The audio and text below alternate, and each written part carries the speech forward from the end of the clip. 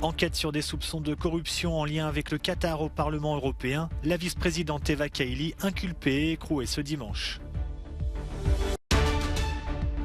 L'Ukraine touchée ce week-end par une nouvelle série de frappes russes.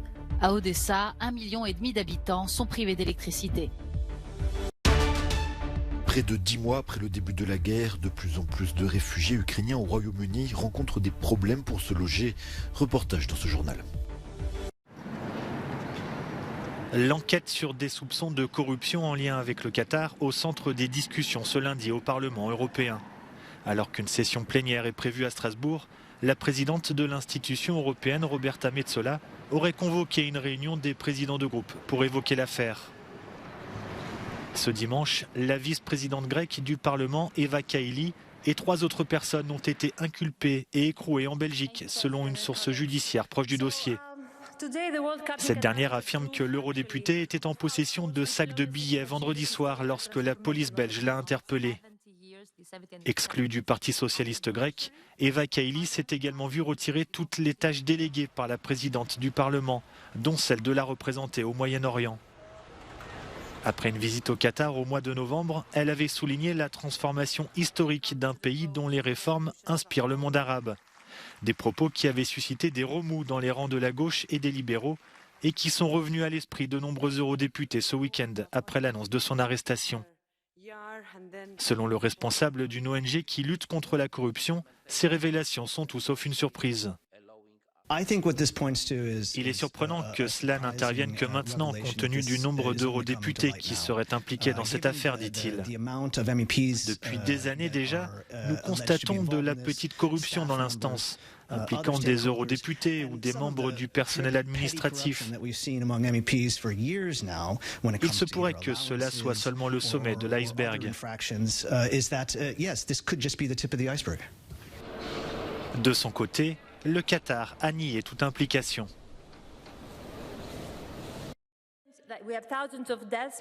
L'enquête sur des soupçons de corruption en lien avec le Qatar secoue le Parlement européen, alors que la vice-présidente Eva Kaili et 3 autres personnes ont été inculpées et écrouées ce dimanche.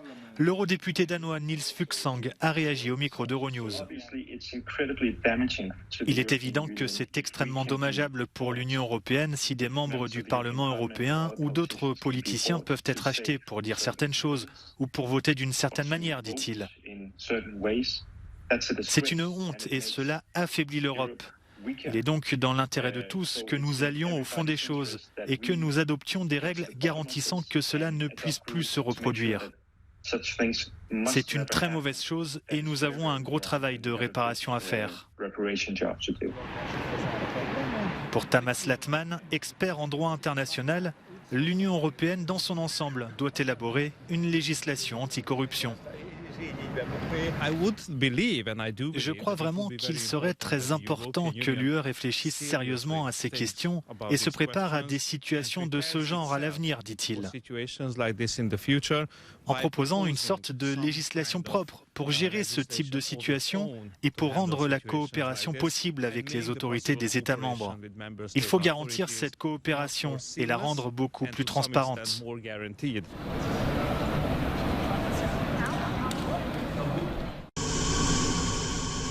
En Ukraine, les bombardements russes de ce week-end ont fait 2 morts et 5 blessés dans le sud de Kherson. Le gouverneur de l'oblast, Yaroslav Yanushevych, a également précisé que les frappes avaient touché une zone résidentielle et une maternité. Depuis plusieurs semaines, Moscou concentre toutes ses forces sur Bakhmut, près de Donetsk. Selon le président ukrainien Volodymyr Zelensky, cette ville serait aujourd'hui pratiquement détruite. À Odessa, c'est tout le système énergétique régional qui a été visé par les attaques russes. 1,5 million d'Ukrainiens sont toujours privés d'électricité.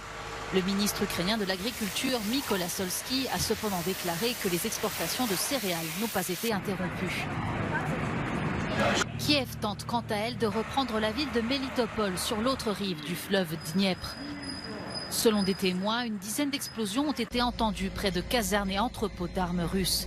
Elles auraient fait plusieurs dizaines de morts et de blessés, selon l'armée ukrainienne.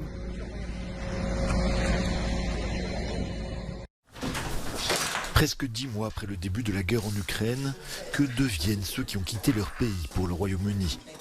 Ils sont 146 000 à avoir fait ce choix et sont logés pour la plupart par des habitants qui se sont portés volontaires auprès des autorités. C'est le cas d'Amanda qui héberge depuis le mois de mai Natalia et ses 2 fils. Maintenant je vis ici et je suis heureuse d'être ici. J'ai la chance d'avoir trouvé une femme vraiment gentille. Elle m'aide, elle est comme ma mère. Mais pour d'autres réfugiés, les choses se sont compliquées au fil des mois. On estime que 45% d'entre eux ont des problèmes de logement. Difficile en effet de louer un appartement en gagnant mal sa vie dans un pays que l'on connaît peu. Les femmes célibataires comme moi, soit ne travaillent pas, soit travaillent mais gagnent le salaire minimum qui ne leur permet pas de couvrir entièrement le loyer. Dans ce cas, soit elles sollicitent l'État, soit elles essaient de trouver un nouveau parrain, ce qui est maintenant presque impossible. Soit elles décident de quitter l'Angleterre pour toujours et de retourner en Ukraine.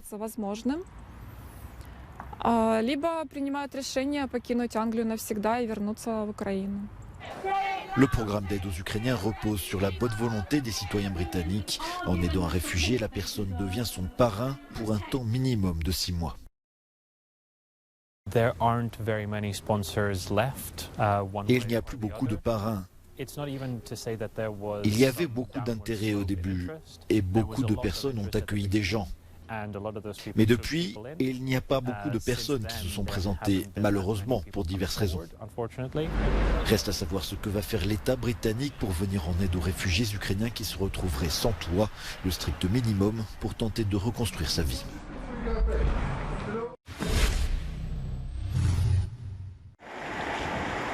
Au Royaume-Uni, 4 enfants sont dans un état critique après être tombés dans un lac gelé à Kingshurst dans les West Midlands.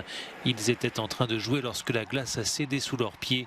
Des témoins ont tenté de les sortir de l'eau avant l'arrivée des secours. Les 4 jeunes étaient en arrêt cardiaque lors de leur transfert à l'hôpital. Les sauveteurs recherchaient dans le lac 2 autres enfants, présumés morts.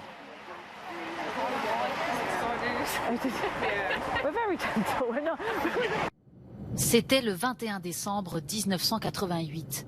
Un avion qui reliait Londres à New York explosait au-dessus du village écossais de Lockerbie, tuant 270 personnes.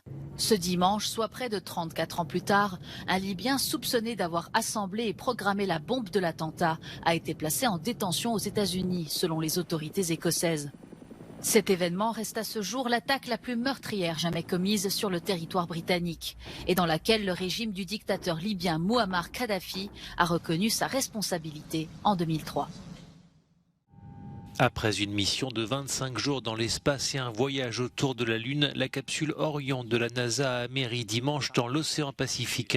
Son bouclier thermique le plus grand jamais construit a résisté à une chaleur de 2800 degrés lors de son entrée dans l'atmosphère.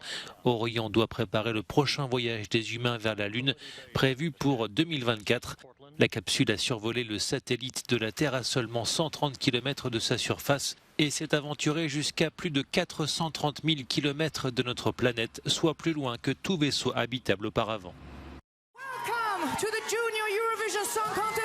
Le concours de l'Eurovision Junior a été remporté dimanche à Erevan par Lissandro, un Français âgé de 13 ans, auteur d'une chanson rock intitulée « Oh maman ».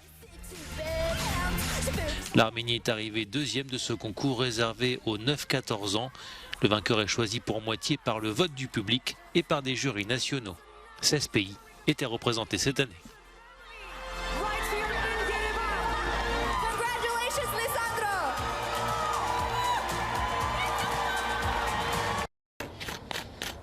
Les autorités du Hamas à Gaza ont annoncé la découverte de plus de 60 tombes dans un ancien site funéraire datant de l'époque romaine. Un chantier archéologique était en cours depuis janvier, alors qu'avait débuté un projet immobilier financé par l'Égypte. Nous nous sommes associés à des experts français et aux autorités françaises pour explorer la nature de ce site. Ce sera le début de fouilles qui pourraient identifier un nouveau cimetière archéologique à ajouter au reste des sites importants de la bande de Gaza.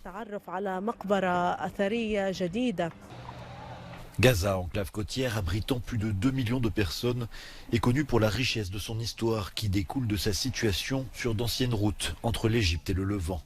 Mais l'occupation israélienne, les conflits et la croissance urbaine rapide mettent en danger les découvertes archéologiques.